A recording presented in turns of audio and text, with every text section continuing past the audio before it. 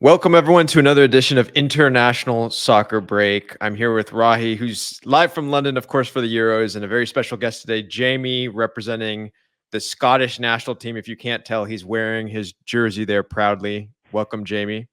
Hi. So this is the first preview, very exciting episode because it is the first Euro preview. We're starting with Group A, which of course, surprise, surprise, has Scotland in it. But we will kick it off here with just the group as a whole. Let's show the group. I think that's a good way to start it off. We will just show the group, and here you guys go. So, what were everyone's initial thoughts when they first saw this group? I think from a Scottish perspective, we were, and this is gonna bite us in a few weeks' time. But when we first saw this group, we were very, very confident. I think we qualified really well. Germany were having a very rough patch. When I can't remember exactly when the draw was. Probably about 6 months ago. Germany, things were not looking good. Hungary, Switzerland, sure, good teams, but we weren't necessarily scared of them. I think we'll get onto it. I think a lot's changed in the last 6 months, but when we first saw the group, it was okay, solid teams, but nothing for us to be afraid of. Yeah, Rahi, similar kind of thoughts as you felt it was an open group.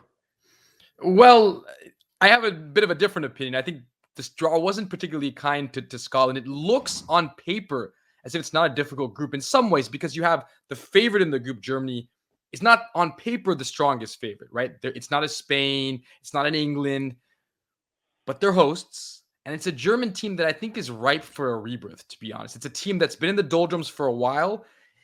It reminds me a bit of the 2006 World Cup. That's the feelings I'm getting around Germany. A young manager, a team that's perhaps more talented than people will realize. So I think it's a dangerous opening game for Scotland to play the hosts first. And then Hungary, sure, 6 months ago, maybe didn't think about them the same way, but what an incredible Nations League they had, beating England twice. Let's get into you mentioned Germany. I think let's start there because obviously they're the host of the tournament. Just showing the graphic again here. Let's get into this. So I think as you mentioned, let's just drop that in and get back into it. Okay, so let's start with Germany, right? So Jamie, as you mentioned, it was a team that had been in the doldrums the last few tournaments, right? Not getting through the group stage.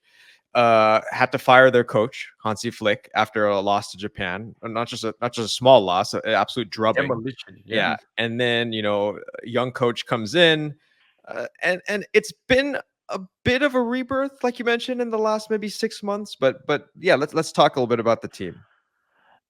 Yeah, I think I should be clear. 6 months ago, I wasn't worried about it. Now I'm very worried about Germany. Yeah. Now I'm kind of dreading Friday. I think it doesn't necessarily always translate that club teams international sides, but we've obviously seen in Germany in the past year the whole Leverkusen story.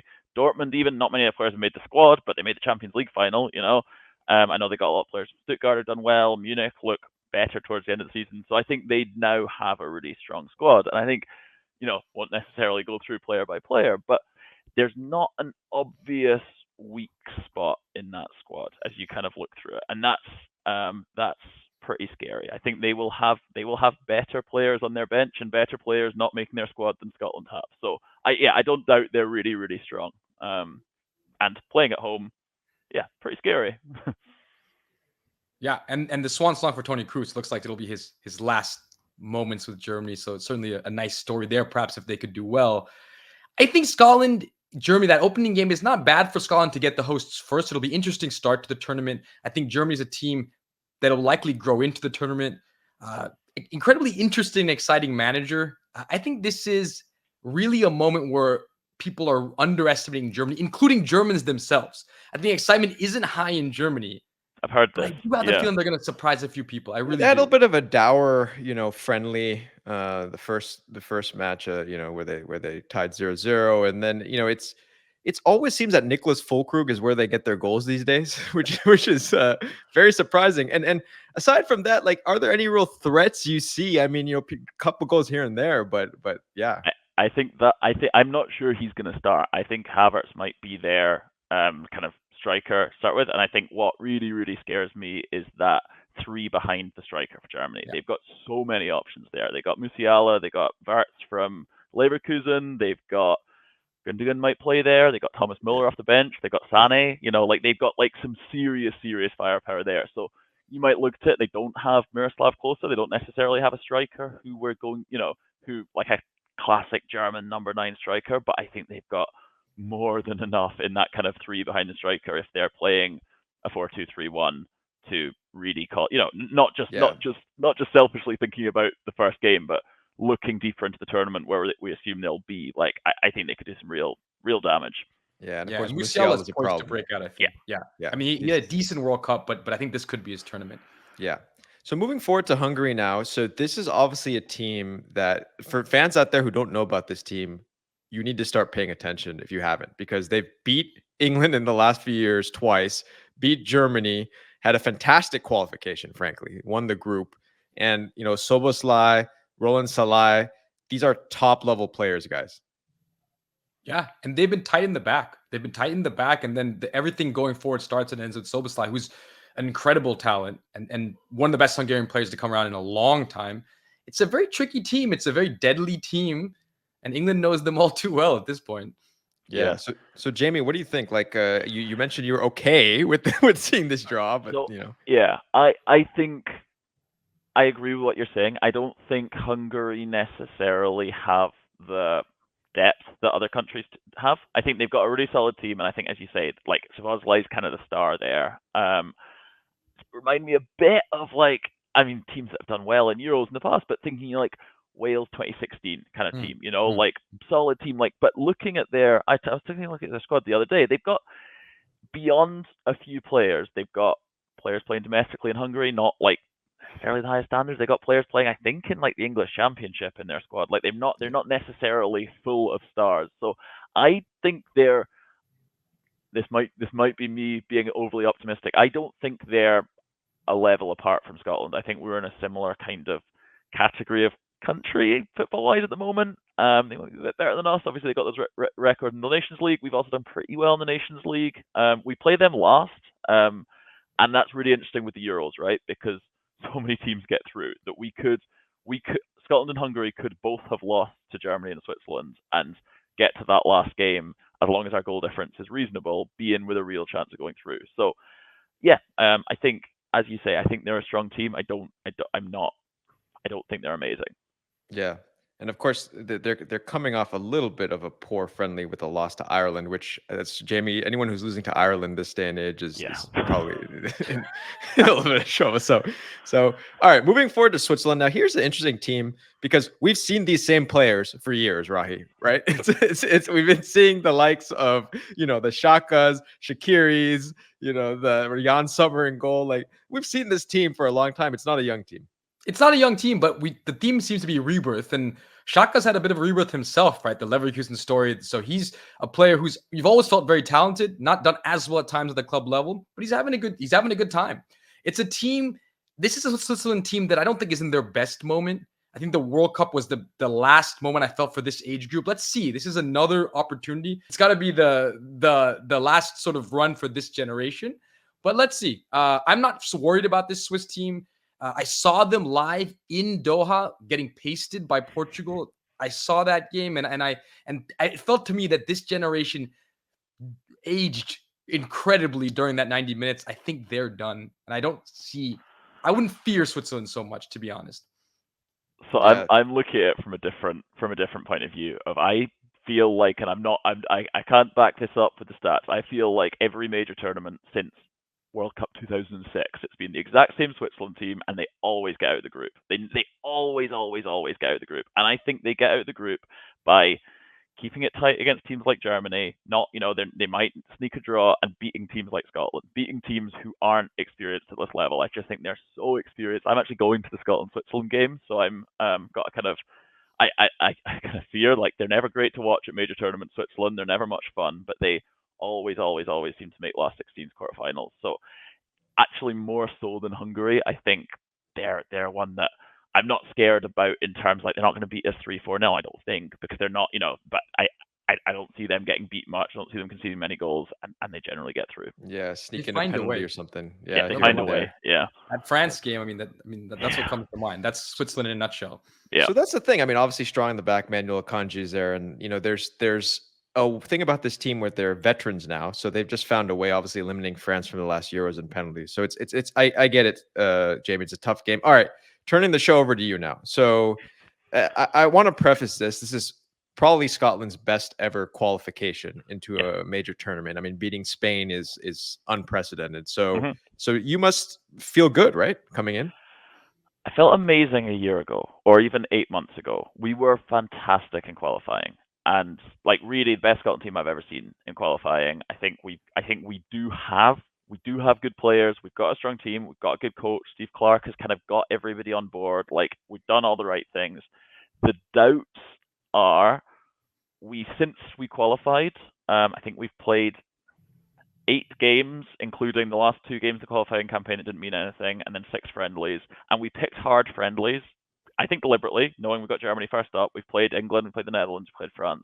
We've won 1 game of those 8 against Gibraltar, and that wasn't even convincing. So we're not, I know we can't read too much into friendlies. We're not coming into it on a massive high. We've had a few injuries in quite key positions. Both our right backs are injured. Hickey at Brentford would have been starting, and I think would have been like a potential star for us. Lyndon Dykes, who would have been an option up front, is injured. So we're not coming in on a massive high. So it's a funny thing of we should be really optimistic. And our coach Steve Clark, even the other day, was saying in a press conference he doesn't understand like where this negativity's come from. Like this is what we want to be doing. We go to Germany in a major tournament, the whole country's going across. There's a lot of excitement about that, but I think there is also trepidation about we've not played well for a while now, and it's Germany first up. Yeah, it hasn't been a good period after the qualification, but that qualification was so impressive. I mean, completely dominant against Spain in many ways. It was an incredible victory. McTominay with 2 goals. I think I would not read too much into the past few months because this is a major tournament. Scotland back in a major tournament. The excitement's got to be palpable. You got to be feeling it. Oh, yeah. Everyone's got to be feeling it. Yeah. And once they touch down and they kick off in Germany, I feel all that disappears. And I really believe the excitement, just because the fan presence as well, the whole thing. I mean, the Tartan Army. I just can't imagine there'll be negativity around Scotland. No. Once everyone's out there, like I think I know there's often like there'll be a lot of fans from the Netherlands there right across the border from Germany, but like I think there'll be a lot of English fans, sadly. But there will be probably more fans from Scotland than most of the countries at the Euros. People are going across without tickets. People are going across without accommodation. People are just getting themselves to Germany. Like there is certainly, from that perspective, there's a lot of optimism, and I think a fair point is that like these warm-up friendlies, no one wants to get injured, right? And Scotland aren't one of these like super technical teams who can just play really nicely when they're not trying that hard. Scotland at 75% is really bad. Like, but guys like, John McGinn's kind of our talisman, and his game is all flying into tackles, spinning around, driving forward. And he's not been doing that in the warm-up games, and he looks really off it. But I'm pretty confident that come that Germany game, Scotland will certainly be up to it if they can handle the occasion. I think we might cause some problems. Yeah, no. So before moving on, Jamie, obviously Billy Gilmore was the find of the last Euros. Yeah. Who on Scotland do you think you're expecting to make a name for himself during this tournament? Honestly, I'm not expecting anything new from Scotland. I'm not expecting any breakout stars. Our Hickey was the one who was like had come through since the last qualifying campaign. There was a bit of hope that Ben Doak at Liverpool, who's barely played for their first team, was going to, but he's been injured. It sounds like such a boring answer, but I think Billy Gilmore again. He's still only 23. Like he's still. I think he could really impress. And then I think the kind of stalwarts of this generation of Scotland, like this is their tournament. John McGinn, Andy Robertson, Kieran Tierney, they won't be around forever, and they've been a huge part for the last few years of Scotland. So I think those, as always, will be the keys. Got it. Okay, cool. All right, now I got to put you all on the spot. So who's getting out of this group, Rahi? Well, I think Germany goes first in this group, and I think they do it comfortably. I think they're going to surprise a few people. The rest gets tough for me. I said I'm not high on Switzerland.